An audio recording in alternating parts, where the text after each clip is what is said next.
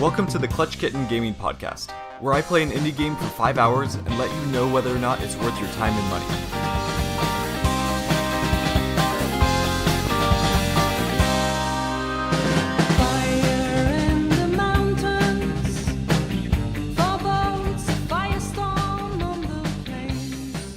Hello and welcome everyone. This is James, also known as Clutch Kitten, and I am super glad that you're here to join me for episode 36 of the show.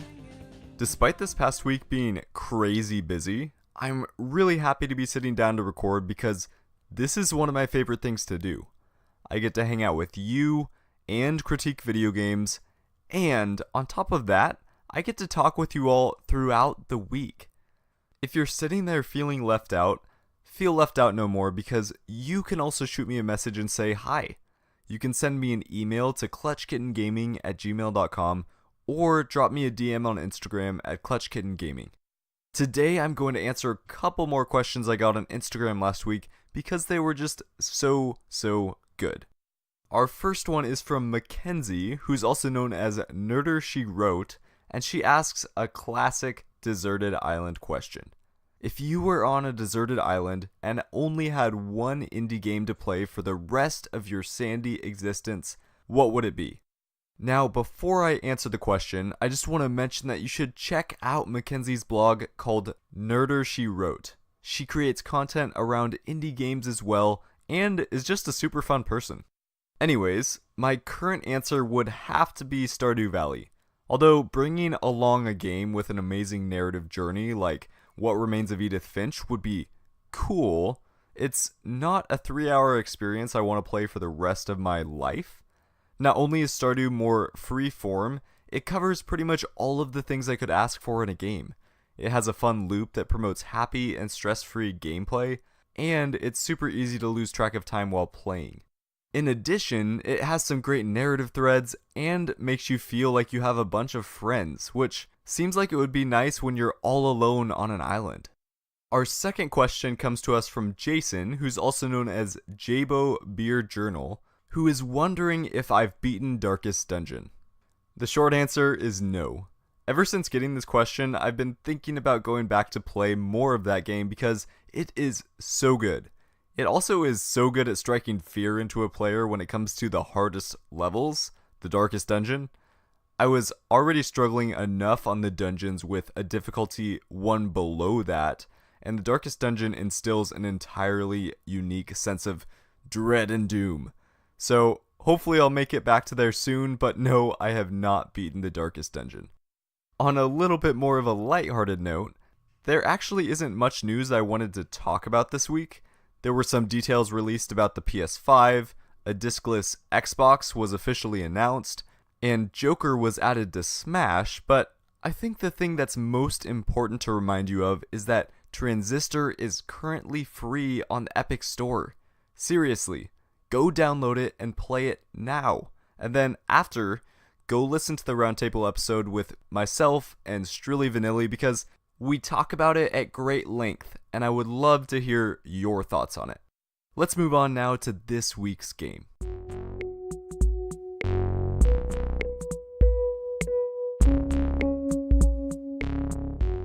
If we're honest with ourselves, reviewing this game was inevitable for the show, especially in preparation for the sequel dropping later this year. Today we're going to be looking at Cat Quest, which is a 2D, open-world action RPG. It was released on August of 2017 and was developed by the Gentle Bros. Gentle Bros is based in Singapore and was founded by 3 individuals who were all originally colleagues at Koei Tecmo. I most likely mispronounced that, but bear with me. That Koei Tecmo is the company which has been a part of some games including Dead or Alive, Fatal Frame, and Dynasty Warriors.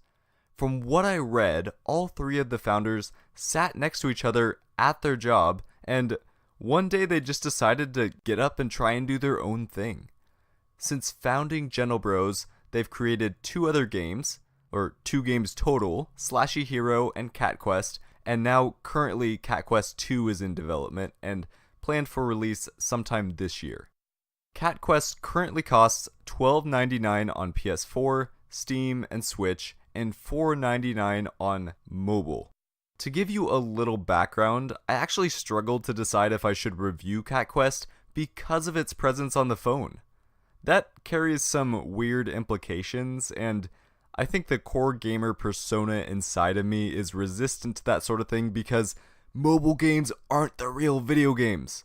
Well, that's what the core gamer James is telling me, but in reality, those lines between console and mobile gaming are slowly but surely fading. All that being said, I played Cat Quest on Switch, so my review is coming from that perspective.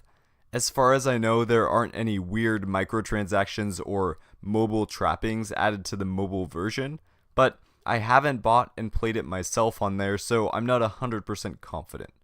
According to howlongtobeat.com, Cat Quest takes around 6 hours for the main story and upwards of 10.5 hours for a completionist. You can use mouse and keyboard, controller, or touchscreen for the game, and I'm guessing that it works decently well with all of them. I used my Joy-Cons for part of the time, and for the rest I used my Power A Switch controller. If you have a controller, that seems to be the preferred way to play, but I don't think you'll have too many issues if you choose a different option.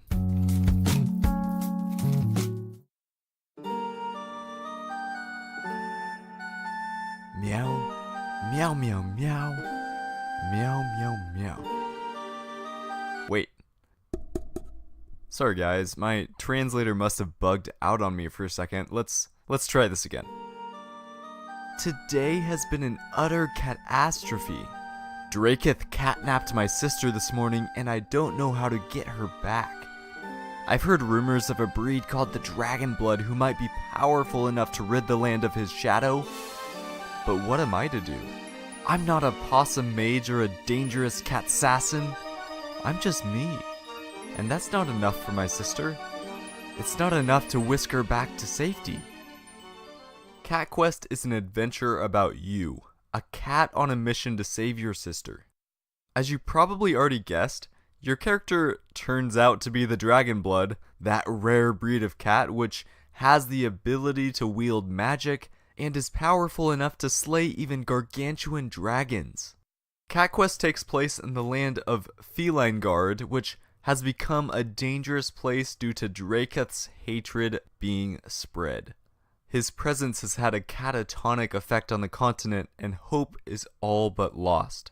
Despite this, it turns out that your sister's catnapping was traumatic enough to awaken your dragon blood traits. That's where the tale of this game starts, and honestly, it's also where the plotline kind of ends. Narratively speaking, this game is incredibly shallow.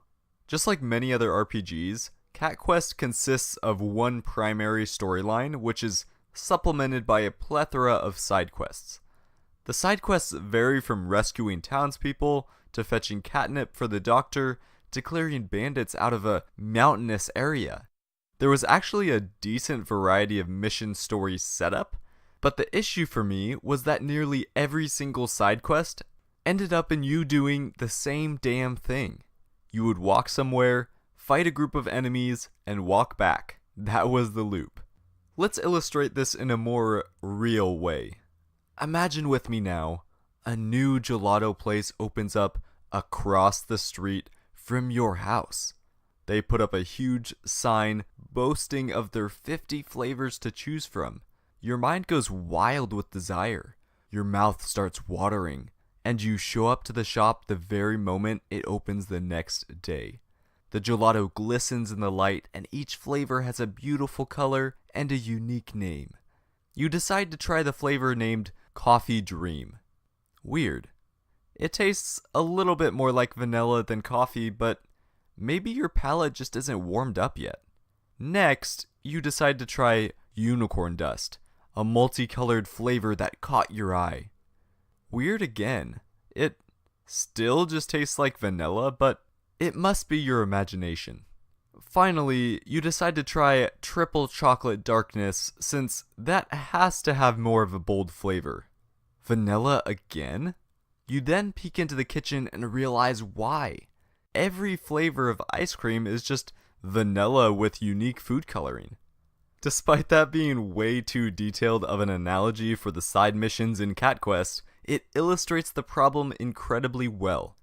Despite each side mission having a unique name and being in a different place, they all felt and played out the exact same. I've obviously been pretty negative on the whole story aspect of Cat Quest so far, but let's take a moment, Meow, to look at two positives. First off, Gentle Bros doesn't inundate you with dialogue in this game.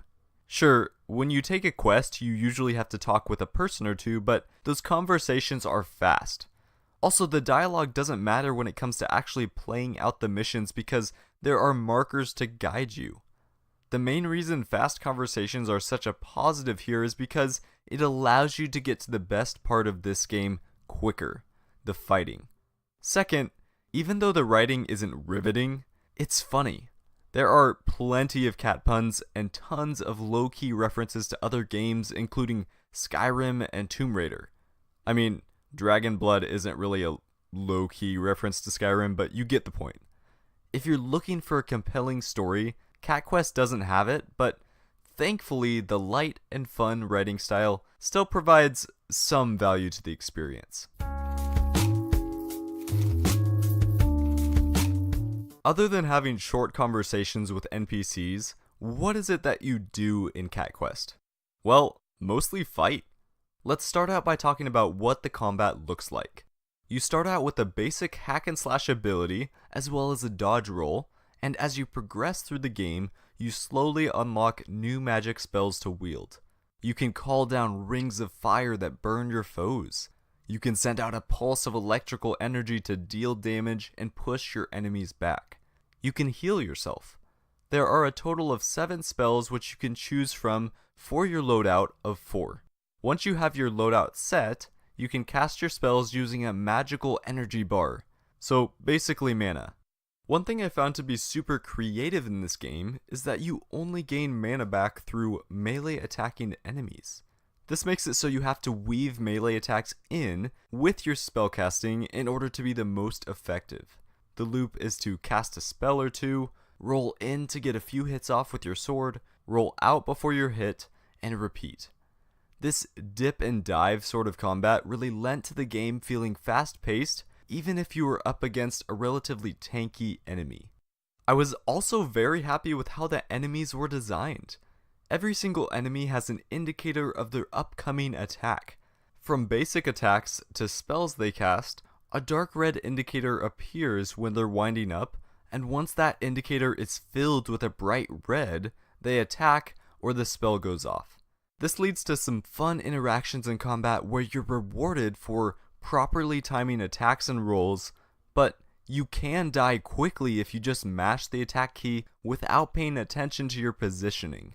You have to learn the patterns of each enemy type, and it's also helpful to learn what each enemy is vulnerable to. Now that we have a basic understanding of the flow of combat, let's discuss a couple of the systems surrounding it. Progression and gear. Cat Quest is an RPG-ass RPG in the sense that you're constantly chasing the next level and stat boost. The main stats you're going to be managing are health, armor, melee damage, and magic damage. Those do exactly what you would expect them to do, and outside of changing the look of your cat, the armor, hats, and weapons you pick up just adjust those base stats. Similarly, you're able to pay for spells to be upgraded.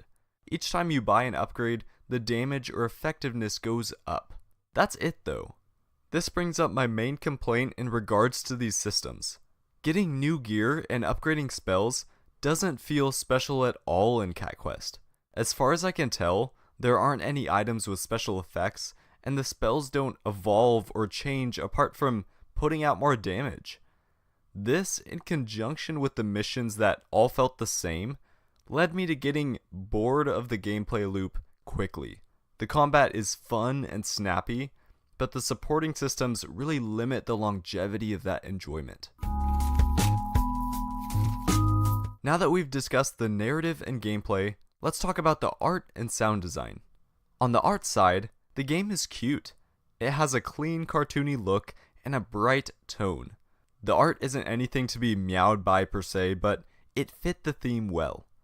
I was a bit confused at first because Instead of walking around in more detailed towns or fields, a majority of the game takes place on an overworld style map. It felt weird in the beginning, but I do think that the choice was smart, as it lent to the game feeling much more expansive and open than it actually was. On the sound design side, I was actually pretty disappointed. The soundtrack felt pretty cookie cutter to me, and I was surprised by the lack of cat sounds. There are only a few that I can remember, and they weren't even that great. I would have loved to see a heavier investment in the cat theme when it pertained to the sound design. The developers did a great job coming up with a bazillion cat puns, and I think that sort of creativity could have been used well in other aspects of the game too.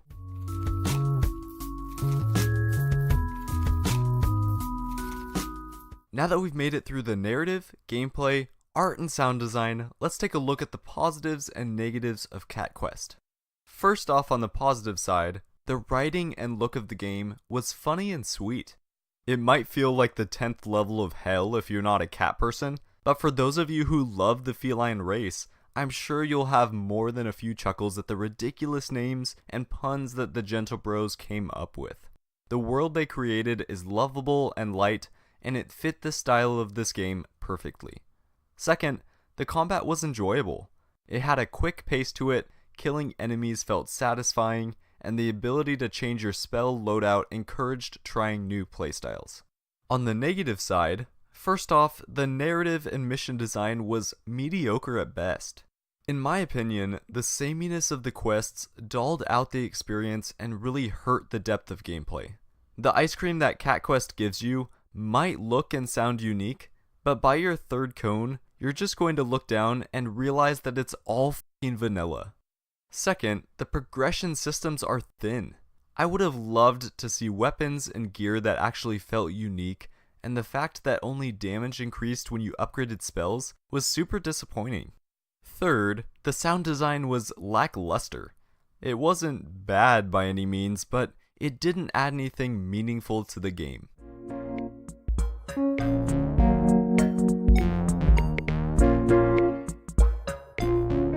We've made it now to the final boss.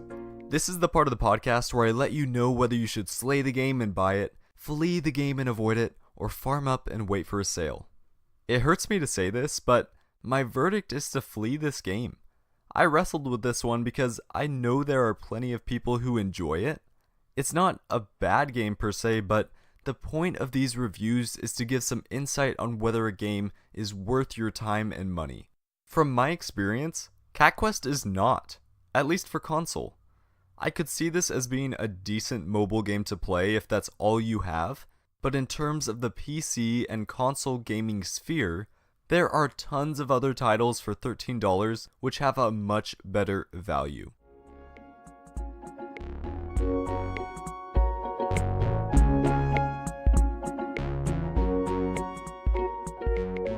As always, thank you guys so much for taking the time to listen in.